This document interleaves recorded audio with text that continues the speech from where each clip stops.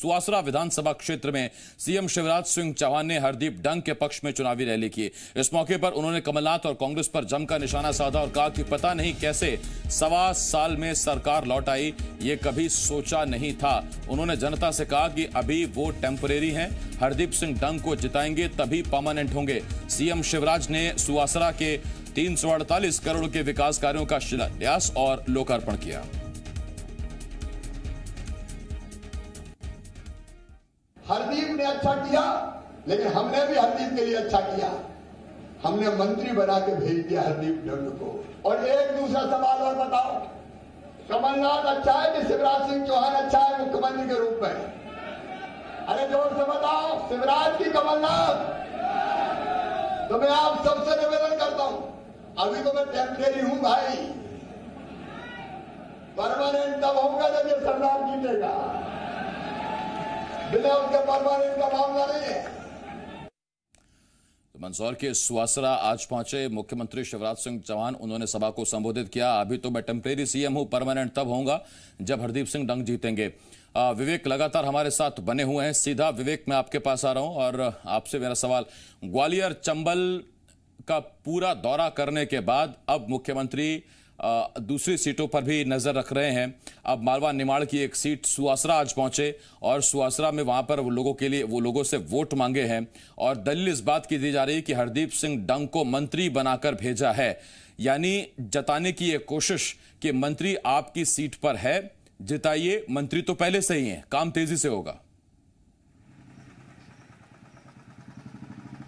देखिए, सुवासरा जो सीट है वो हरदीप सिंह डंग उस सीट से लगातार जीतते आ रहे हैं। ऐसी स्थिति में अब वो जो है वो बीजेपी के प्रत्याशी है, पहले कांग्रेस के प्रत्याशी थे। अब वहाँ पर यदि उनको जीत हासिल करना है तो वहाँ की जनता का विश्वास जीतना होगा, क्योंकि अल्प अवधि में उन्होंने इस्तीफा दिया और कांग्रेस छोड़कर बीजेपी का दामन थामा। इसलिए शिवराज सिंह चौहान समेत पूरी बीजेपी को वहाँ पर पसीना बहाना पड़ रहा है। आज शिवराज सिंह चौहान ने जिस तरह कहा कि वो टेम्परेरी है, परमानेंट तब होंगे जब हरदीप सिंह डंग जीत जाएंगे, मतलब शिवराज सिंह चौहान अपने नाम पर और पार्टी के नाम पर वोट मांग रहे हैं। पिछले 15 साल में जो सरकार चली है बीजेपी की, उसके नाम पर वो वोट मांग रहे हैं। हरदीप सिंह डंग को उन्होंने जिताने की अपील अपना नाम लेकर की है। मतलब आप समझ सकते हैं कि प्रत्याशी का कहीं ना कहीं विरोध यदि हुआ तो बीजेपी के नेता अपने नाम पर और अपनी पार्टी के नाम पर वोट मांगते हुए नजर आ रहे हैं। लेकिन सबसे बड़ा सवाल है कि उपचुनाव की जो जंग है, जिस तरह प्रदेश की 27 सीटें और अब कह सकते हैं एक 28 सीट जो है वो रिक्त घोषित होने के बाद जिस तरह प्रदेश में सियासी पारा चढ़ा हुआ है और इनको मिनी विधानसभा चुनाव की तर्ज पर दोनों ही राजनीतिक पार्टियां लड़ रही है, तो ये जो रस्साकस्सी है दोनों ही राजनीतिक पार्टी की तरफ, एक तरफ शिवराज सिंह चौहान मैदान में है तो दूसरी तरफ कमलनाथ पूरा दारोमदार रखे हुए हैं।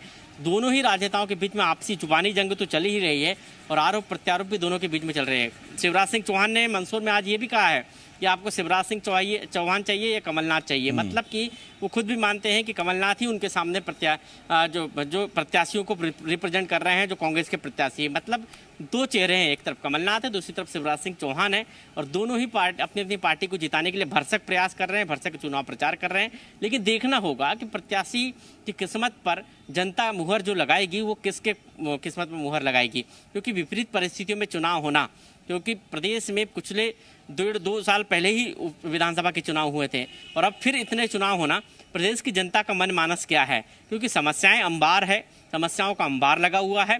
समस्याओं को लेकर जनता के बीच यदि कांग्रेस जा रही तो अपने 15 महीने की सरकार के कार्यकाल को बता रही है, बीजेपी यदि जा रही तो 15 महीने के कार्यकाल को वो बता रही है कि हमारे 15 साल का कार्यकाल और कांग्रेस का 15 महीने का कार्यकाल, दोनों तुलनात्मक बातें तो कर रहे हैं, लेकिन जो बयानबाजी भी हो रही है और आपस में नेताओं के बीच में जिस तरह टकराव की भी स्थिति बन रही। कल जिस तरह से कमलनाथ ने पहले ग्वालियर में शिवराज सिंह चौहान पर वार किया और फिर शिवराज सिंह चौहान ने पलटवार किया, तो राजनीति जो है वो इस उपचुनाव में जमकर देखी जा रही है और ये लग रहा है कि मध्य प्रदेश में उपचुनाव नहीं हो रहे हैं, विधानसभा के चुनाव हो रहे हैं। उसी स्थिति में जो है ये दोनों ही राजनीतिक पार्टियां इन चुनावों को लड़ रही है। विवेक, मैं जो सवाल आपसे पूछ रहा था उसमें, क्योंकि ये कहा जा रहा था कि मंदसौर से भी एक मंत्री निकल सकता है, जब मंत्रिमंडल विस्तार हुआ तो उसमें मंदसौर से बीजेपी के कद्दावर नेता 3 बार के विधायक यशपाल सिसोदिया का नाम भी उस चर्चा में चल रहा था, लेकिन तरजीह दी गई सुवासरा से हरदीप सिंह डंग को।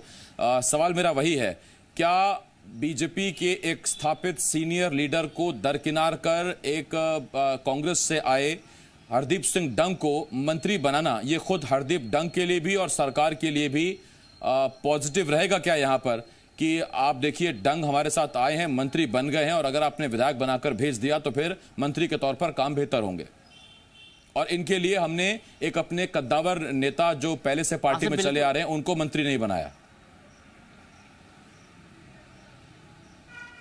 बिल्कुल सत्य बात है कि हरदीप सिंह डंग जो है वो सिर्फ इसलिए बीजेपी में आए कि उनको कांग्रेस ने मंत्री नहीं बनाया था, और वो खुलकर मुखर होकर कांग्रेस में रहते हुए कई बार इस बात का विरोध भी करते रहे, और अपने सरदार और उसके साथ साथ सिख समुदाय का होने की दुहाई भी उन्होंने दी कई बार कि सिख समुदाय से एक भी विधायक जो है मंत्री नहीं बनाए, इसलिए उनका हक है, उनका अधिकार है।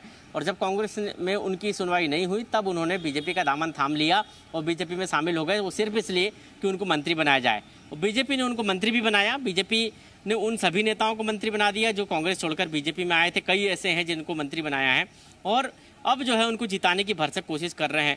लेकिन उसी जिले के कई ऐसे सीनियर विधायक हैं, चाहे हम यशपाल सिंह सिसोदिया की बात करें या अन्य विधायकों की बात करें, उनका नंबर नहीं लगा और हरदीप सिंह डंग को मंत्री बनाया, वो सिर्फ इसलिए कि बीजेपी ने कमिटमेंट उनसे किया कि हम आपको मंत्री बनाएंगे यदि आप हमारी पार्टी में आएंगे, तो मंत्री बनाया। अब उनको जिताने के लिए बीजेपी के नेता लगे हुए, और वो ये भी कह रहे हैं कि यदि जीता हरदीप सिंह डंग तो मंत्री बना रहेगा, सरकार बनी रहेगी, सरकार चलेगी और आपके क्षेत्र का विकास होगा।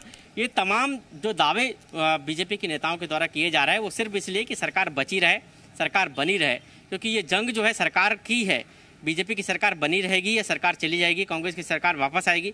तमाम जो कयास इस चुनाव में लगाए जा रहे हैं, और ये चुनाव भी उन्हीं परिस्थितियों का है कि सरकार किसकी रहेगी और किसकी बनेगी या किसकी सरकार चली जाएगी, कांग्रेस वापसी करेगी या बीजेपी सत्ता पर काबिज रहेगी। बहुत शुक्रिया विवेक इस तमाम जानकारी के लिए। विवेक पटैया, जी मीडिया संवाददाता, इस वक्त इस बड़ी खबर पर हमारे साथ जुड़े हुए थे।